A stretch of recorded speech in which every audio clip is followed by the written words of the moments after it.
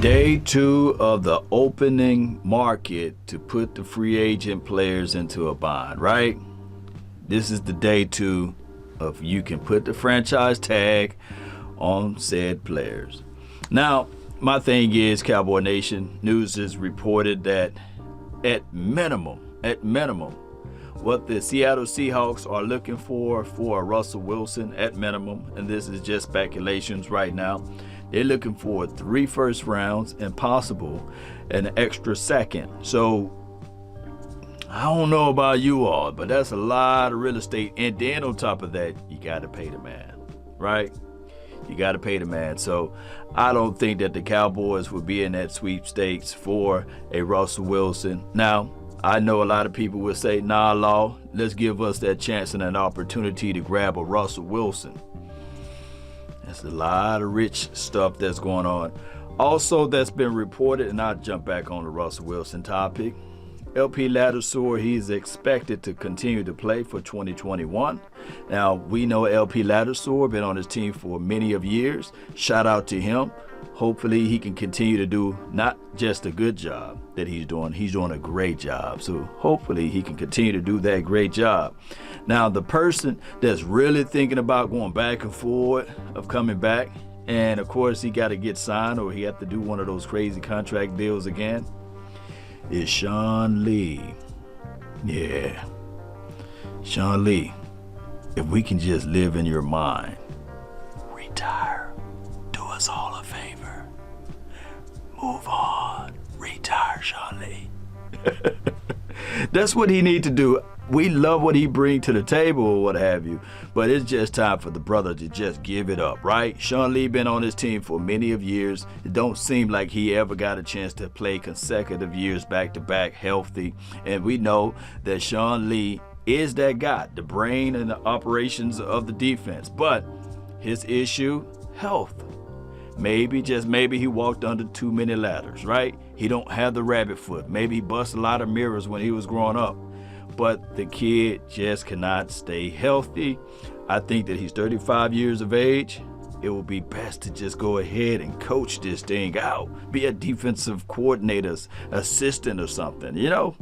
Sean Lee, give it up. But hey, Sean Lee, man, do whatever you need to do, bro, because I understand. I feel your, not saying pain, but I feel your grind, basically. I feel your grind. So back to this other topic at hand. Look, we can go back and forth talking about the team need to do this, the team need to do that, the team should do this, the team will do this, and the team is not going to do that. The reality is this, Cowboy Nation. We need to have this deal done in order for us to play around with the free agency. Think about this. Like I said, I hope you guys did your homework. Go back and watch the previous 10 Super Bowls that were won. They all had one thing in common. Oh, Lord, what was that? Well, they played around, they danced around, and they made moves in the free agency. We got to figure out, Jerry, Wyan Jones, and John Stephen Jones, how to make those things shake. And it started with the free agency period. I believe in the hearts of hearts, we draft pretty decent. And you can look at the draft aspect of it and say to yourself, yes, the draft is a wonderful thing where you want to say, I grew my own guys. It was homegrown guys, right? Or these are people that we pulled up out of the draft. These are people that we spotlighted, right? But there's a thing called balance. Peanut butter is good, but too much of it still make you fat, right? You got to know how to balance that thing. And those are the issues with the Cowboys. And Jerry Jones, of course, he made this crazy analogy when the NFL Players Association was trying to get more money and more revenue for the players, put more money into their pockets. And of course, this was during the, 2011 year, going back. And he was giving his old analogy about, he said, my father once told me this story about the owl effing the chickens. Now, that's crazy because he was talking about every now and then the wind changes and the moon sets different. Instead of the owl flying away, they actually F the chickens. And the chickens, at the end of the day, benefited from it. Now, us country folks, we know that owls eat the chicken, right? And his analogy was basically, I guess if you contextualize it, is that sometimes when things changes, right, that you get something good out of it. You at least get an F out of it, you know? But my thing is, Cowboy Nation, and collectively speaking, looking back at that first deal that the players turned down, it was $1 billion spread amongst all of the players, and it ended up being $1 billion more if the players were to accept that first agreement, but they did not accept that first agreement, and they didn't get that collective money or that collective sweepstake. The problem is with the NFL, which is different from any other organization like the MLB or the NBA and these other sports that's out here, you play less games, less guaranteed money, and you got more players. There's 53 men or more, because if you add the practice squad, because that money comes out of the same pot, then dare I say a baseball team or a basketball team. They don't have 53 guys out there. So when you're talking about spreading and sharing the money on top of a sport, that your average lifespan of the sport aspect is 3 to 4 years, those people back in 2011 probably not even on the field for 2021. So the things that they were fighting for are long gone away.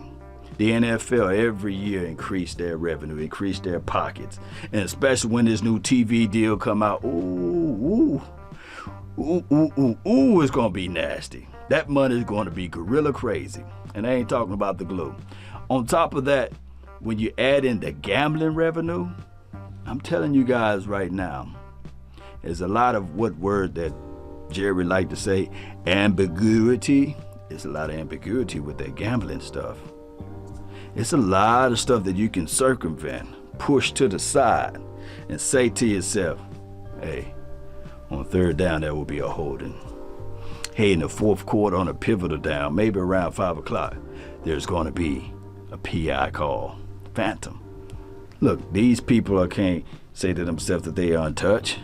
The officials, they don't even have a full-time job. Now, I've seen some people circumvent it and say, well, they are lawyers and doctors on their day job, and then they on the weekend, they do the aficionado stuff.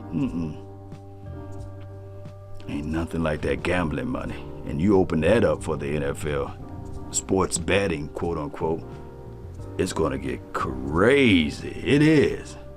But in short, to everything, back to the football aspect of it, I think that Seattle Seahawks will have Russell Wilson as their quarterback. I don't think that nobody's going to pay 3 first-round draft picks and a possible second or third, plus pay the man. That's a lot of real estate.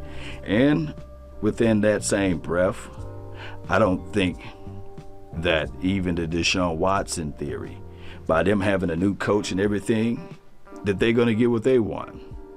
You see, a lot of times people try to reach for the stars or shoot for the moon. If they miss, they land amongst the stars type of theory. It really don't go down like that, Cowboy Nation.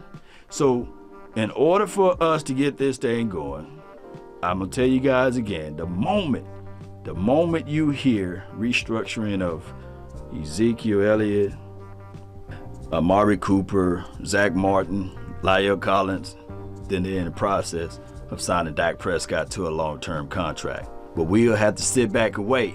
I want to know your thoughts. I want to know how you guys feel of everything. That's been my time. I really thank you all for yours. And remember, you're listening to nothing but the best. Salute.